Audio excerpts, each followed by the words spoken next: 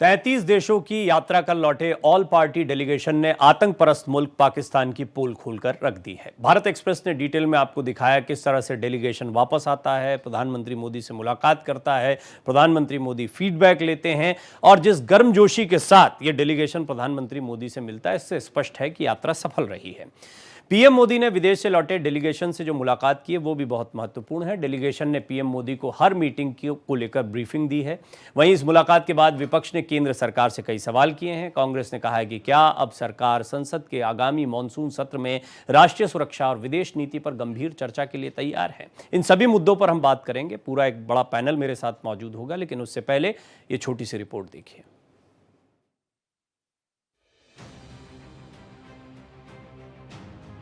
Operation सिंदूर के बाद 33 देशों की यात्रा कर लौटे ऑल पार्टी डेलीगेशन ने पाकिस्तान की आतंक की पोल खोलकर रख दी।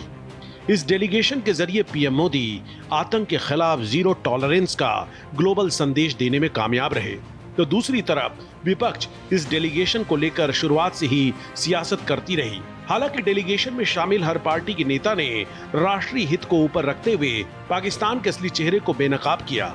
वहीं पीएम मोदी ने विदेश से लौटे डेलीगेशन से मुलाकात की, जिसमें शशि थरूर से लेकर सलमान खुर्शीद तक विपक्ष का हर बड़ा चेहरा भी पीएम मोदी के साथ दिखाई दिया। डेलीगेशन ने पीएम मोदी को हर मीटिंग को लेकर ब्रीफिंग दी, जिसमें ज्यादातर समय पीएम मोदी ने सबकी बातें सुनी, सबको अपनी बात रखने का समय दिया।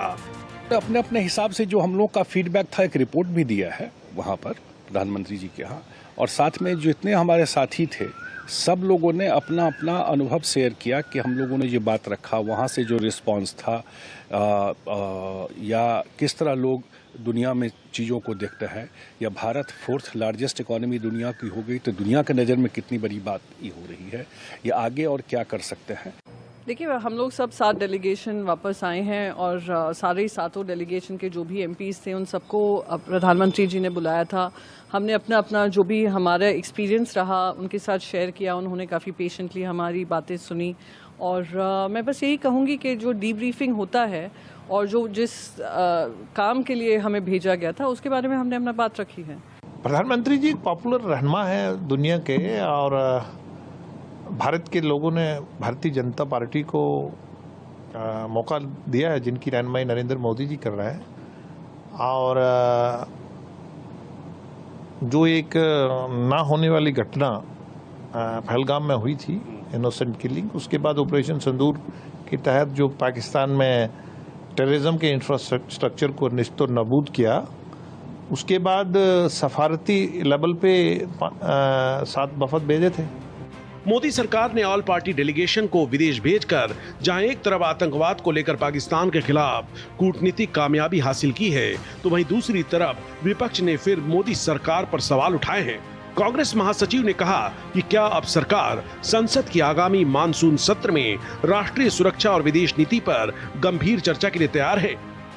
और इस मुलाकात के बाद वो 4 सवाल और भी महत्व रखते हैं। पहला सवाल है कि आपने सांसदों से तो मिल लिया, 50 सांसदों से मिल लिया जिनको आपने बाहर के देशों में भेजा था राष्ट्रीय हित में, पर कब आप सर्वदलीय बैठक की अध्यक्षता करेंगे? कब आप विपक्षी पार्टियों के जो नेता हैं, लीडर हैं, एमपी नहीं लीडर हैं ऑपोजिशन पार्टी के दलों के, उनसे आप कब बातचीत करेंगे? उनको आप कब विश्वास में लेंगे? और जो मुद्दे उठे हैं पहलगाम आतंकवादी हमले के बाद, ऑपरेशन सिंदूर के बाद, उस पर कब बातचीत करेंगे? ऑपरेशन सिंदूर की कामयाबी को लेकर विपक्ष केंद्र सरकार पर लगातार सवाल उठाता रहा है, जबकि भारत ने हर मोर्चे पर पाकिस्तान को तगड़ा झटका दिया। युद्ध के मैदान से लेकर कूटनीतिक मंच तक पर पाकिस्तान की किरकिरी हुई। ऐसे में बड़ा सवाल है कि क्या राष्ट्रहित के मुद्दे पर सियासत की जानी चाहिए। Bureau report, Bharat express. आज की पड़ताल में आइए इस विषय पर बात करते हैं। सवाल इस रिपोर्ट में कई उठे हैं। Sanjeev Srivastava ji expert foreign affairs मेरे साथ जुड़ रहे हैं। आलोक वत्स जी जो भारतीय जनता पार्टी के वरिष्ठ नेता हैं वो भी मेरे साथ जुड़ रहे हैं। इसी तरह प्रभात कुमार जी प्रवक्ता कांग्रेस के तौर पर इस पैनल का हिस्सा रहेंगे। आप सभी का बहुत बहुत स्वागत है। आलोक जी, पहला सवाल तो जो कांग्रेस की तरफ से उठाया जा रहा है उसी का जवाब दें तो चर्चा को हम आगे बढ़ा पाएं। प्रभात जी भी उस सवाल को उठाएंगे। सबसे बड़ी बात जो पूछी जा रही है कि सर्वदलीय बैठक जो है वो कब बुलाई जाएगी जिसकी अध्यक्षता प्रधानमंत्री मोदी करें। सांसदों को आपने भेज दिया, लेकिन यदि आप जो शीर्ष नेता हैं विपक्षी दलों के उनको भी भरोसे में ले लेंगे तो अच्छा होगा।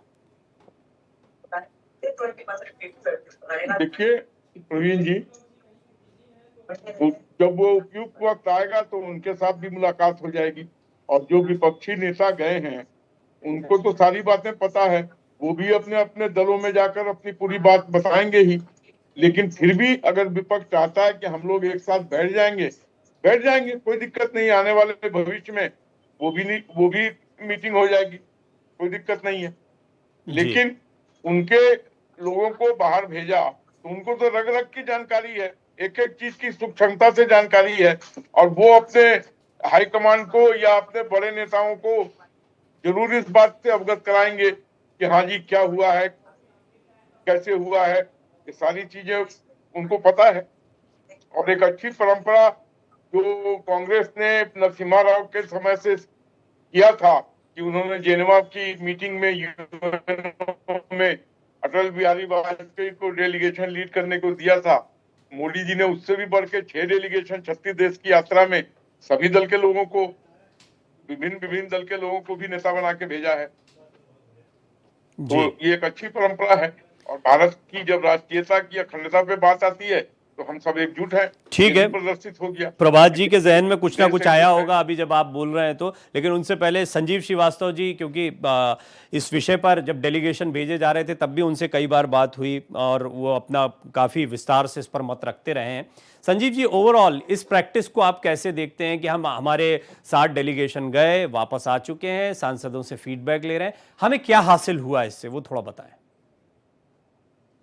देखिए प्रवीण जी, ये बहुत ही शानदार पहल थी और ये पहल बेहद आवश्यक भी थी, क्योंकि पाकिस्तान के द्वारा भारत के विरुद्ध जो फॉल्स प्रोपेगेंडा, फेक इंफॉर्मेशन, अनेक तरीके की झूठी खबरें अंतर्राष्ट्रीय समुदाय को प्रोपेगेट की जा रही थी और हर तरीके से पाकिस्तान झूठ और फरेब की जो पूरी बातें फैला रहा था इंफॉर्मेशन वॉरफेयर के तहत, वो अंतर्राष्ट्रीय मंचों पर भी भारत को बदनाम करने की कोशिश कर रहा था, फेक नैरेटिव गढ़ने की कोशिश कर रहा था।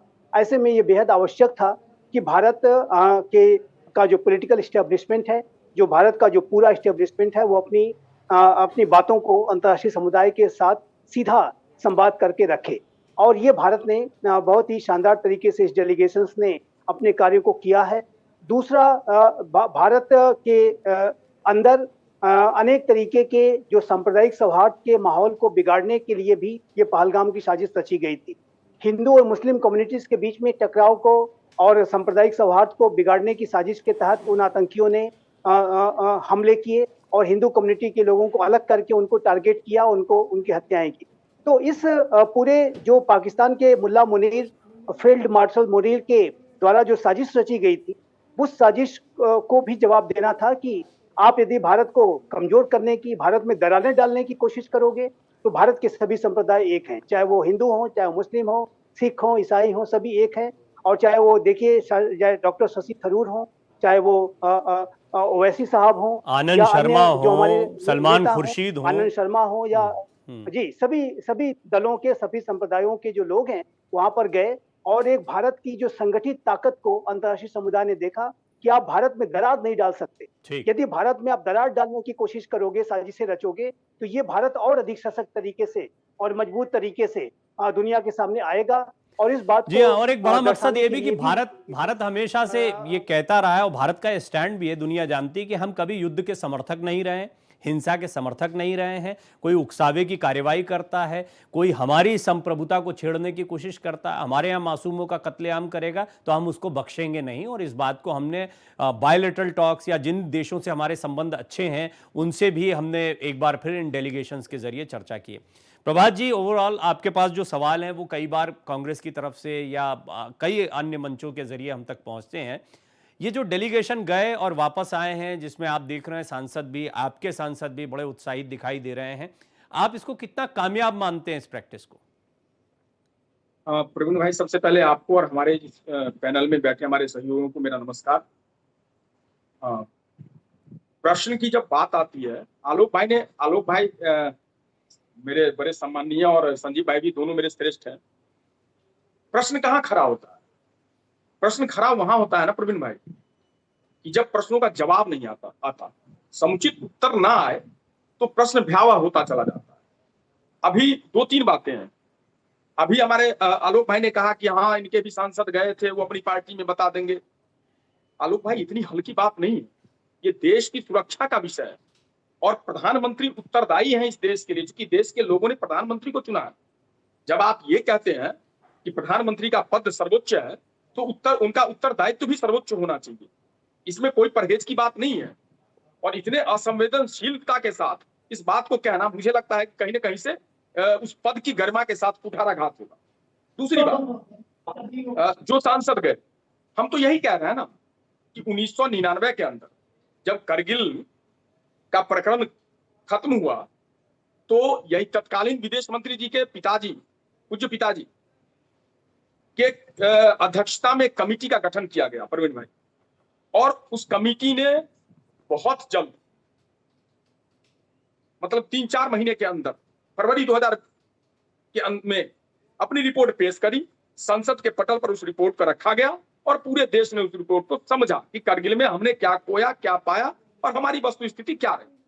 आज हम यही तो कह रहे हैं सरकार से कि आप स्थिति को सामने लाने को क्यों नहीं तैयार हैं? आपको बताना पड़ेगा ना प्रवीण भाई। अभी बात आई डेलीगेशन की बात, मैं सुन रहा था, मैं कल परसों की खबरें देख रहा था, आपने भी प्रवीण भाई कवर किया होगा उन खबरों को। पाकिस्तान जैसे आतंकी मुल्क को आतंक के खिलाफ जो संगठन और एक कमेटी तैयार करती है यूएन, उसमें उसको बतौर उपाध्यक्ष लिया जाता है। ये कैसी विदेश नीति है हमारी? ये पूछना पड़ेगा ना प्रवीण भाई, कौन जवाब देगा इस बात का? ठीक है, मैं आपकी बात समझ गया प्रभात जी, जो आपके पॉइंट्स है ना।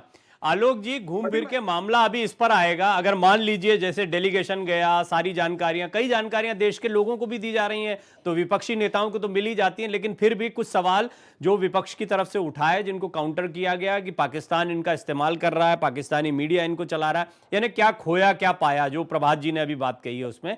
और उसमें पाया वाया तो हम काफी बात कर रहे हैं, लेकिन क्या खोया को जानने की जिज्ञासा विपक्ष की ज्यादा है। वो ये जानना चाहते हैं हमारा नुकसान कितना हुआ है, और हो सकता है, बहुत मुमकिन हो, जो सीनियर लीडर्स बैठना चाहते हैं वो भी इसी बात को जानना चाह रहे हो। तो इसको लेकर क्या स्टैंड है अभी बीजेपी का? कोई कमेटी बनाना है, बाद में बताना है, किस तरीके से ये जानकारियां आने देनी है, नहीं देनी है? देखिए तिवारी जी, अभी प्रभात जी ने स्वयं ही स्वीकारा कि 4 महीने के बाद इनकी रिपोर्ट आई। अभी तो महीना 1.5 महीना भी नहीं बीता है और इनको इतनी कुलबुलाहट हो गई है कि एक चीज सार्वजनिक कर दिया जाए। कमेटी बनने के अगर बाद हमने, एक मिनट प्लीज, कमेटी अगर हमने डेलीगेशंस को अपने साथ किया तो डेलीगेशंस को प्रधानमंत्री ने जाने से पहले पूरी तरीके से ब्रीफ भी किया, उनको सारी तथ्यों से अवगत कराई थी, और उसके बाद ये डेलीगेशन भेजा गया जिसमें लगभग सभी दल के लोग शामिल थे। तो मैंने अगर ये कहा कि वो लोग अपनी अपनी पार्टी को क्या जाके नहीं बताएंगे कि हमने क्या बोला वहां, या हमने क्या समझा वहां, या हमको क्या समझाया गया यहाँ जाने के पहले? जी, सब वरिष्ठ नेता थे, कोई शायद ही कोई उसमें बोने कद का नेता मुझे दिखाई दे रहा था। मैं एक बात तो समझ गया आलोक जी, एक बात समझ में मुझे आती है कि आंतरिक राजनीति, यानी जो ट्रैक्शन ऑपरेशन सिंदूर के बाद या जो उसकी सफलता के बाद में बीजेपी को मिलना है, उसको काउंटर करने का प्रयास कांग्रेस की तरफ से हो रहा है। पैनल में साइना एनसी भी मेरे साथ जुड़ रही हैं, वरिष्ठ प्रवक्ता हैं शिवसेना की। साइना जी, आपका भी स्वागत है। आलोक जी से, प्रभात जी से हम बातचीत कर ही रहे हैं। साइना जी, सबसे पहले ये जो डेलीगेशन वापस आया, इसने जब जानकारियां दी हैं प्रधानमंत्री मोदी को, तो उसके बाद में विपक्ष की तरफ से एक ही सवाल आ रहा है कि आप बड़े जो शीर्ष नेता हैं उनको भी साथ में बैठाएं, सर्वदलीय बैठक हो, प्रधानमंत्री मोदी उसकी अध्यक्षता करें। और कुछ सवाल में खोया पाया बार बार आ रहा है, उसमें खोया जो है वो ज्यादा इंपॉर्टेंट दिखाई पड़ रहा है कि हमें क्या क्या नुकसान हुआ उसको बताया जाए। निश्चित तौर पर यह जो आंतरिक राजनीति है, इसको काउंटर करने का कहीं प्रयास है कि अगर इनको ऑपरेशन सिंदूर के बाद लोकप्रियता का फायदा मिलता है तो बिहार चुनाव में हमें भी तो कोई जवाब देना पड़ेगा। देखिए, सर्वप्रथम तो ये कहूंगी कि अंतर्राष्ट्रीय स्तर पे जब 7 डेलीगेशंस जाते हैं, 32 देश बड़े और छोटे, आप देखें तो हमारे श्रीकांत शिंदे जी गए थे सेरा लियोन, कोंगो, लाइबेरिया, ये सभी देशों पे कभी भी भारत की कोई चर्चा भी नहीं थी और भारत का संपर्क भी नहीं था। 7 डेलीगेशंस, 32 देश, 59 मेंबर्स ऑफ पार्लियामेंट। क्या आपने कभी भी सोचा था कि असदुद्दीन ओवैसी जाएंगे इस रिप्रेजेंटेशन में? क्या आपने कभी भी सोचा था कि शशि थरूर जाएंगे या फिर सुप्रिया सूले या कनिमोई जी? हर एक पार्टी के हर एक रिप्रेजेंटेटिव को मौका मिला भारत की बात रखने अंतर्राष्ट्रीय स्तर पे। तो ये एक बहुत बड़ी उपलब्धि है। मैं मानती हूँ कि पाकिस्तान का पर्दाफाश हुआ है और जिस ढंग से पाकिस्तान आतंक को शरण देती थी, वो शरण न देते हुए उनकी जो एक रणनीति थी कि ग्लोबल यूनिवर्सिटीज ऑफ टेरर को सपोर्ट करना, मुद्रिके हो, बहावलपुर हो, ये सभी जगह पे जैश ए मोहम्मद और लश्कर ए तौयबा को खत्म किया। तो अंतर्राष्ट्रीय स्तर पे आप देखेंगे तो बहुत सारे ऐसे देश थे जिनको पता भी नहीं था कि भारत क्यों इतने कठोर शब्दों में ऑपरेशन सिंदूर के निमित्त पाकिस्तान को जवाब दे रहा है। तो ये एक इंटरनेशनल डायलॉग है, भारत की भूमिका आतंक के खिलाफ है। और अंत में मैं जरूर कहूंगी कि विपक्ष का काम है सिर्फ बड़बड़ करना। कभी कभार आपको ये आत्म परीक्षण करना चाहिए कि देश ज्यादा महत्वपूर्ण है या आपकी पार्टी या आपके इंडिविजुअल्स। अच्छा, राष्ट्रीय सुरक्षा पर बात करनी चाहिए, अगले सत्र में, मॉनसून सत्र में बातचीत होनी चाहिए, जैसी मांगों को विपक्ष उठा रहा है। इसमें कोई बुराई भी नहीं लगती है कि राष्ट्रीय सुरक्षा का मुद्दा है, विपक्ष को अधिकार है, विपक्ष को ऐसा माना जाता है कि वो जनता की आवाज है। बेशक मैं इस बात से आपकी इत्तेफाक रखता हूं कि एक तरीके से कहीं इतना उलझ गया है कि उसे समझ नहीं आ रहा है कि इसको अटेम्प्ट करना चाहिए, नहीं करना चाहिए। नहीं करेंगे तो भी नुकसान है और करेंगे तो फिर ठीक है, देखा जाएगा, आलोचना हो रही है तो हो रही है। लेकिन फिर भी अगर वो इस मांग को रखते हैं कि मॉनसून सत्र में राष्ट्रीय सुरक्षा पर बात करो, तो इसमें क्या दिक्कत है? वही तो हम कह रहे हैं कि कोई दिक्कत नहीं है। जब आपने एक डेलीगेशन, एक दमदार डेलीगेशन, जो आपके देश के अलग अलग आवाज है, जो बाहर आके बोले हैं और उन्होंने बोला है एक आवाज में कि भारत आतंक के खिलाफ है, भारत आतंक को झेलेगा नहीं और भारत पाकिस्तान को पर्दाफाश करेंगे, और जहां एक एक्ट ऑफ टेरर होता है वहां एक एक्ट ऑफ वॉर के निमित्त हम एक जवाब देंगे। मैं सिर्फ पूछना चाहती हूं कि जब आप बेबुनियादी आरोप लगाते हैं, ये एक ग्लोबल मंच है, पाकिस्तान का मंच नहीं, ये ग्लोबल मंच है। जब भारत ने अपनी बात की और हमारे गाइडलाइंस के निमित्त एक एक देश को समझाया कि कितना कमजोर बन गया है पाकिस्तान, कि उन्होंने अपने पूरे देश को बेचा है आतंकवादियों को। तो मोदी जी का इस मुलाकात से ये डेलीगेशन और ये प्रतिनिधि जो गए अंतर्राष्ट्रीय स्तर पे, उन सभी को एक ही आवाज में उन्होंने कहा कि हम एक कमजोर देश नहीं है, हम आतंक को संभालेंगे हमारे दृष्टि से और हम मुंह तोड़ जवाब देंगे उन लोगों को जो सिर्फ गलत अफवाहें फैलाते हैं भारत को लेके। जी प्रभात जी, एक बात तो साफ है, ऑपरेशन सिंदूर कामयाब है, कांग्रेस भी कह रही है, वो कहते हैं सेना के शौर्य में हमें कोई संदेह नहीं है। डेलीगेशन को भेजना और उसमें सभी दलों के नेताओं को, ऐसे नेता जो प्रधानमंत्री मोदी के मुखर विरोधी भी रहे हैं, उनको भी जगह देना, जैसे कई कदम उठाए गए सरकार की तरफ से। और ये यहाँ पर बीजेपी की सरकार या किसी और पार्टी की सरकार से बात नहीं है, भारत सरकार की बात है, अंतर्राष्ट्रीय मंच पर बात रखने की बात है और उसको बहुत बढ़िया तरीके से अभी तक कंडक्ट किया गया है। क्या सिर्फ विरोध के लिए विरोध किया जा रहा है, या शाइना जी का कहना जैसा है कि बड़बड़ करने के लिए बड़बड़ कर रहा है विपक्ष? हाँ, तो इसी भाषा में मैं जवाब भी देना चाहूंगा। आशा करूंगा कि आप डरेंगे नहीं, मेरी बात सुनेंगे। साइना जी का शायद भाजपा से शिवसेना से कहीं और तो थोड़ा स्मृति स्टेज मुझे लग रहा है कि हो रहा है। इनको पता होना चाहिए कि ये पहली घटना नहीं है, ये परंपरा में है।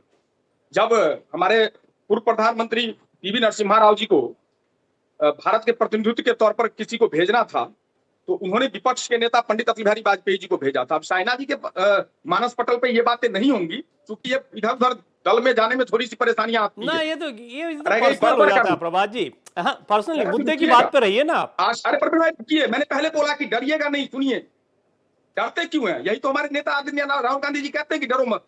जितना देर प्रश्न किया है, उत्तर तो कम से कम उतना ले लो प्रभु। मैं तो प्रभात जी सिर्फ ये है कि वो बड़बड़ वाला आरोप सही साबित ना हो जाए, प्रश्न क्योंकि ये सारी बातें बड़बड़ जैसी दिखाई पड़ती हैं। मैं तो आपका सहयोग कर रहा हूँ, मैं आपका सहयोग कर रहा हूँ। ये बात डरने की नहीं है। सुनने को राजी नहीं है, क्या स्थिति है? आपने पीवी नरसिम्हा राव की बात की, अभी आपने आलोक जी को सुना। आलोक जी इस पॉइंट को रख चुके हैं, इसकी सराहना कर चुके हैं और उसी को रेप्लिकेट किया गया। क्यों हो? मैं बड़बड़ पे आ रहा हूं। ये बड़बोले जो प्रधानमंत्री जी हैं हमारे, इनसे नहीं पूछा जाए कि कश्मीर के अंदर त्रिस्तरीय सुरक्षा व्यवस्था, तीनों कमांड इनके पास, एलजी के पास में पुलिस है, माननीय पार्ट टाइम होम मिनिस्टर के पास में पैरामिलिट्री है, हमारी डिफेंस आर्मी है पूरी की पूरी। और वहां पर इनके सांसद निशिकांत दुबे जी के शादी के जलसे में तो पूरा सुरक्षा कर्मी खड़ा होता है, लेकिन आम नागरिकों के लिए एक सुरक्षा कर्मी नहीं। तो पूछेंगे ना प्रश्न, मैं आपका प्रश्न समझ गया, ऐसा थोड़ी कि ये प्रश्न रखा नहीं गया। ठीक है, मैं आपका प्रश्न समझ गया। आलोक जी और साइना जी दोनों के सामने रखता हूं। साइना जी बताइए, ये पहलगाम में हमला जो हुआ, और मैं और जोड़ देता हूं इसमें, जो शायद भूल रहे होंगे प्रभात जी की, ये आतंकी कहां चले गए, वो आतंकियों के बारे में क्यों जानकारी नहीं मिल रही है, इतनी सुरक्षा होने के बाद ये हमला क्यों हो गया, इन सारी चीजों पर चर्चा होनी चाहिए और इन पर जवाब दिए जाने चाहिए। अब रुकिए प्रभात जी, सुनिए कि कहां भारत सरकार ने सुनिए प्रभात जी, सुनिए तो सही। अरे सुनिए तो सही प्रभात जी, सुनिए। आप प्रवक्ता छोड़े हैं प्रभु। प्रवीण भाई, 2 प्रवक्ता बीजेपी के बिठा रखे हैं आपने, कम से कम सुनने का रखिए मादा। इतना डर क्यों है? मैं आपको सुनिए तो सही। अब आप सुनिए तो सही, मैं आपको लिंक भेजूंगा, आप अपना टाइम निकाल लीजिए। अरे सुन तो लीजिए प्रभु प्रभात जी, अरे क्या हो गया आपको? सुनिए तो सही मेरी बात, सुनिए तो सही। आपको लिंक भेजूंगा, आप अपना टाइम निकालिएगा। दोनों प्रवक्ताओं का टाइम, आलोक जी तो बोले ही नहीं है अभी तक। मुझे बड़ा इसमें वो भी हो रहा है, संकोच भी हो रहा है। आलोक जी तो बोले ही नहीं है, वो भी अभी यही शिकायत करेंगे। अब रुक जाइए। आपने कुछ बोला साइना जी?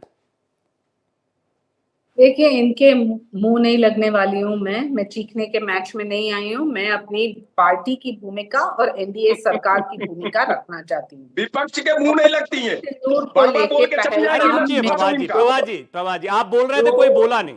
आप बोल रहे थे, कोई बोला नहीं। आपने रोका नहीं इनको जब ये शाब्दिक। अरे आपके बीच में नहीं बोले, आपके बीच में नहीं बोले। आप बोलिएगा, आपकी बारी आ जाए तब बोलिए।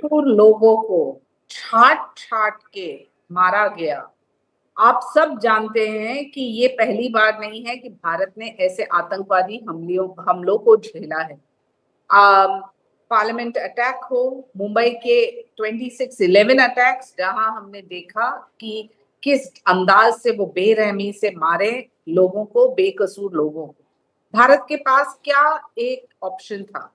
एक की अपनी रणनीति सबके सामने स्पष्ट कर दे, या फिर मुंह तोड़ जवाब दे, जैसे कि ऑपरेशन सिंदूर में दिया। और फिर उन्होंने पूरी प्रतिक्रिया event to event, minute to minute public domain में स्पष्ट किया। मैं मानती हूं कि 140 करोड़ की जनता जो है, उनको विश्वास है आदरणीय मोदी जी में। जो लोग विपक्ष में बैठ के यहाँ इल्जाम लगा रहे हैं, शायद उनको ये भी समझना चाहिए कि डीजीएमओ पाकिस्तान ने जब डीजीएमओ भारत से बात की और सीज फायर की बात की, उसके बावजूद उन्होंने वायलेशंस की। भारत ने क्या कहा कि acts of war are acts of terrors, और मुंह तोड़ जवाब हम जरूर देंगे, और वही तो किया। और जो ये ऑपरेशन सिंदूर में एक कर्नल सोफिया कुरैशी हो या व्योमिका सिंह, उसके ऊपर जिन जिन लोगों ने टिप्पणी की या टिप्पणी की हमारे सेना के ऊपर, सबका खंडन साइना जी, करते हमने हुए ये इन मुद्दों पर कई बार इन पर स्पष्टीकरण बातों को करने सुना है, अंतर्राष्ट्रीय स्तर पक्षों पे, को सुना है और एक इम्पैक्ट, जहां India is a progressive nation, number 4 economy जरूर है, लेकिन संवेदनशीलता के साथ हर एक कौम, हर एक मजहब के लोगों को पता होना चाहिए कि ये लड़ाई, ये जंग है पाकिस्तान के साथ, क्योंकि वो आतंक को शरण देते हैं। ठीक, उन्होंने लश्कर ए ठीक तौयबा साइना और जी, जैश जी ए जी, मोहम्मद मैं चाहूंगा आलोक जी भी थोड़ा सा इस पर टिप्पणी करें। आलोक जी, चलते चलते ये बताएं कि पहलगाम में जो कुछ हुआ उसको लेकर अभी विपक्ष के सवाल हैं, सुरक्षा को लेकर हैं, आतंकी कहां गए को लेकर हैं, और सर्वदलीय बैठक हो या मॉनसून सत्र में चर्चा हो, इसी मुद्दे पर बार बार बात रखी जा रही है। देखिए डॉक्टर प्रवीण, मैं इस बात का मुझे भी अफसोस है कि अभी तक वो आतंकवादी क्यों नहीं मिले। कभी कभी फ्यूजिटिव ऐसे जेल में छिप जाते हैं कि उनको निकालना मुश्किल हो जाता है। कांग्रेस के रेजिम में आपको याद होगा, दाऊद इब्राहिम पाकिस्तान में बैठा हुआ था, लेकिन ये नहीं ढूंढ पाए, ये उसको ला नहीं पाए। कम से कम हम तो देर से ही सही विदेशों से ढूंढ ढूंढ के लोगों को ला तो रहे हैं। देर लग रही है, इसमें कोई शक नहीं है, लेकिन आ तो रही है, सिलसिला तो उनको लाने का चालू है जी। और जो मेरा दर्द है वो पूरे भारत का दर्द है। एक बार वो आतंकवादी मिल जाए और उनको मौत के घाट उतार दिया जाए, लेकिन मैंने कहा ना, कुछ मजबूरियां हैं, होती है, कुछ इस टाइप के डेवलपमेंट हो जाते हैं जब आपको नहीं मिल पाता है जिसको आप ढूंढना चाहते हैं। कुल मिलाकर कुछ सवाल तो बरकरार रहेंगे जो प्रभात जी ने उठाए, लेकिन फिर भी डेलीगेशंस का जाना, भारत का स्टैंड दुनिया के सामने रखना, ये सारी चीजें इस ओर इशारा करता है कि भारत ने अपनी शक्ति से अवगत करा दिया पूरी दुनिया को। भारत ने यह भी बता दिया कि हमारी आंतरिक राजनीति जो भी हो, जब अंतर्राष्ट्रीय मोर्चे पर देश की बात रखने की बात आती है तो पूरा देश एक होता है। अब हम ये भी देखते हैं कि आंतरिक राजनीति जब चलती है तो विपक्ष सवाल नहीं उठाएगा तो कैसे काम चलेगा, विपक्ष कैसे सामना करेगा सत्ता पक्ष का, वो भी तब जबकि बिहार का चुनाव अभी है और फिर पश्चिम बंगाल का चुनाव सामने खड़ा हुआ है, जहां पर ऑलरेडी बीजेपी की तरफ से भी ये बड़ा मुद्दा बनाया गया है। तो कुल मिलाकर दोनों तरफ से वार पलटवार देश की आंतरिक राजनीति में चलते रहेंगे। अंतर्राष्ट्रीय मंच पर इन डेलीगेशंस का जाना, वापस आना, यह भारत के लिए एक बड़ी कामयाबी के तौर पर देखा जाएगा। साइना जी आपका धन्यवाद, आलोक जी आपका धन्यवाद, प्रभात जी आपका बहुत बहुत धन्यवाद, संजीव श्रीवास्तव भी मेरे साथ जुड़े थे, उनका भी बहुत बहुत धन्यवाद। 5 की पड़ताल में इतना ही।